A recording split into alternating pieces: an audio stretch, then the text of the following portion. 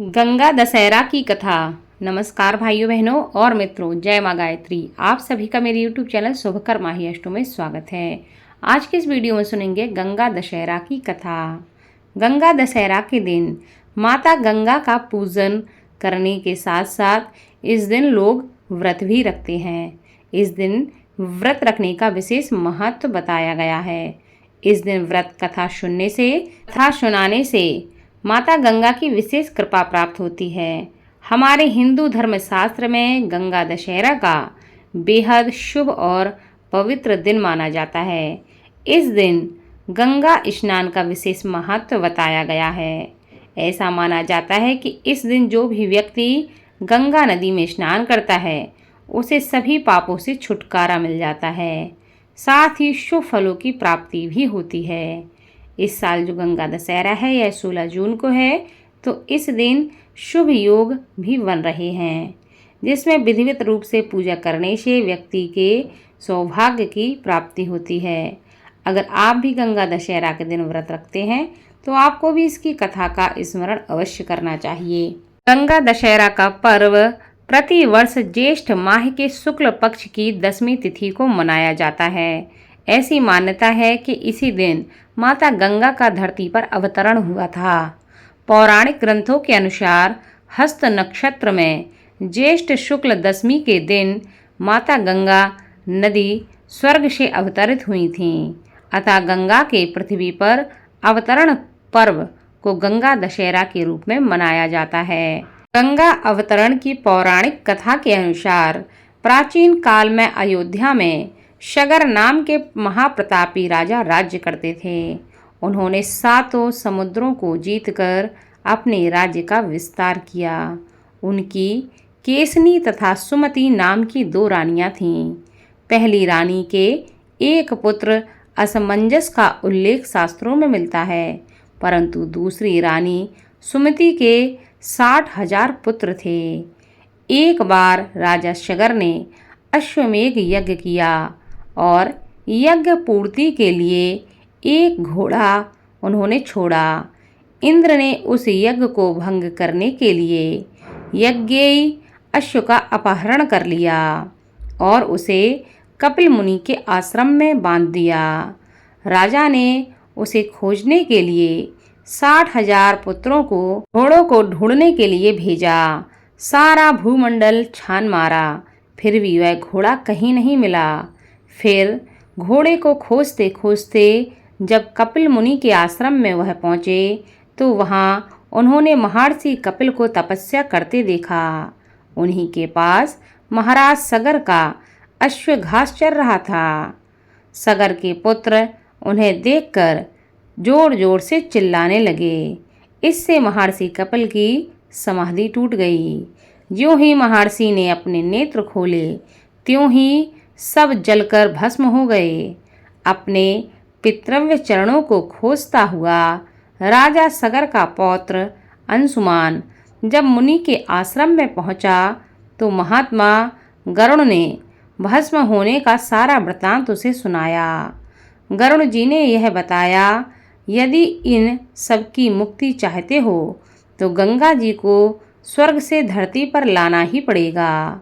इस समय अश्व को लेकर जाकर अपने पितामह के यज्ञ को पूर्ण कराओ, उसके बाद यह कार्य करना है।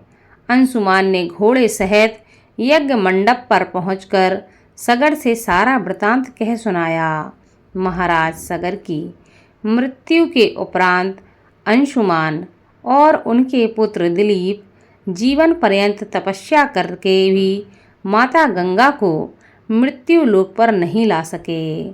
सगर के वंश में अनेक राजा हुए।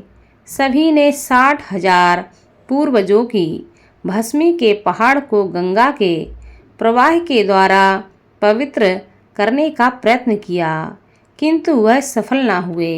अंत में महाराज दिलीप के पुत्र भागीरथ ने गंगा जी को इस लोक में लाने के लिए गोकर्ण तीर्थ में जाकर कठोर तपस्या की। इस प्रकार तपस्या करते करते कई वर्ष बीत गए।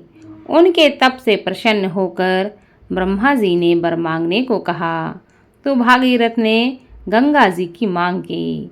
भागीरथ के गंगा मांगने पर ब्रह्मा जी ने कहा कि हे राजन, तुम गंगा को पृथ्वी पर तो ले जाना चाहते हो, परंतु गंगा जी के वेग को संभालने के लिए शक्ति केवल भगवान शिव में है। इसलिए उचित यही होगा कि गंगा का भार एवं वेग संभालने के लिए भगवान शिव का अनुग्रह प्राप्त कर लिया जाए। महाराज भागीरथ ने वैसा ही किया। उसके बाद भागीरथ ने भगवान शिव की घोर तपस्या की। तपस्या के बाद जब महादेव प्रकट हुए तो भागीरथ ने उनसे निवेदन किया कि जब मैं गंगा को पृथ्वी पर लाऊं तो आप उनका भार अब सहन करें, अपनी जटाओं में उनको स्थान प्रदान करें। भगवान शिव ने उन्हें आशीर्वाद दिया और जब माता गंगा पृथ्वी पर आईं तो सबसे पहले भगवान शिव ने उन्हें अपनी जटाओं में बांध लिया। उसके बाद भगवान शिव ने उनकी सिर्फ एक धारा को छोड़ा ताकि पृथ्वी का संतुलन बना रहे और पृथ्वी कहीं जल में ना बह जाए। माता गंगा को अपनी जटाओं में स्थान देने के बाद माता गंगा की एक धारा को लेकर भागीरथ पृथ्वी पर आ गए और उससे ही उन्होंने अपने पितरों को मुक्ति दिलाई।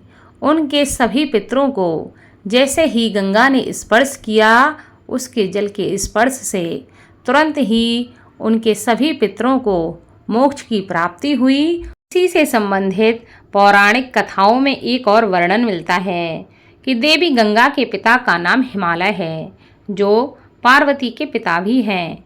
जैसे राजा दक्ष की पुत्री माता सती ने हिमालय के यहाँ पार्वती के रूप में जन्म लिया था, उसी तरह माता गंगा ने अपने दूसरे जन्म में ऋषि जिहू के यहाँ जन्म लिया था। पौराणिक शास्त्रों के अनुसार ब्रह्मा जी ने विष्णु जी के चरणों को आदर सहित धोया और उस जल को अपने कमंडल में एकत्रित कर लिया। गंगा अवतरण हेतु ऋषि ने घोर तपस्या की। उनकी कठोर तपस्या से प्रसन्न होकर ब्रह्मा जी ने गंगा की धारा को अपने कमंडल से छोड़ा। तब भगवान शंकर ने गंगा की धारा को अपनी जटाओं में समेटकर बांध लिया। बाद में भागीरथ की आराधना के बाद उन्होंने गंगा को अपनी जटाओं से मुक्त करके पृथ्वी पर उतार दिया। गंगा उत्पत्ति कथा के अनुसार यह भी कहा जाता है कि भगवान विष्णु के अंगूठे से माता गंगा प्रकट हुईं, अतः उन्हें विष्णुपदी भी कहा जाता है। पुराणों के अनुसार वैशाख शुक्ल सप्तमी तिथि को माँ गंगा स्वर्गलोक से सबसे पहले शिव शंकर की जटाओं में पहुँचीं और फिर गंगा दशहरा के दिन धरती पर उतरीं। जाह्नू ऋषि की पुत्री गंगा ने राजा शांतनु से विवाह करके 7 पुत्रों को जन्म दिया और सभी को नदी में बहा दिया। जब 8वां पुत्र हुआ तो राजा शांतनु ने पूछ लिया कि तुम ऐसा क्यों कर रही हो। यह सुनकर गंगा ने कहा, विवाह की शर्त के मुताबिक तुम्हें ऐसा नहीं पूछना था। अब मुझे पुनः स्वर्ग जाना होगा और यह 8वीं संतान अब तुम्हारे हवाले। वही 8वीं संतान आगे चलकर भीष्म पिता के नाम से विख्यात हुई। इस प्रकार माता गंगा की इस कथा को सुनने से माता गंगा का आशीर्वाद प्राप्त होता है, समस्त प्रकार के संकट समाप्त होते हैं। इस दिन अपने सामर्थ्य के अनुसार दान अवश्य करना चाहिए। ऐसा करने से संपूर्ण प्रकार के फलों की प्राप्ति होती है, जीवन में सुख समृद्धि में वृद्धि होती है। इसलिए इस दिन दान अवश्य करें।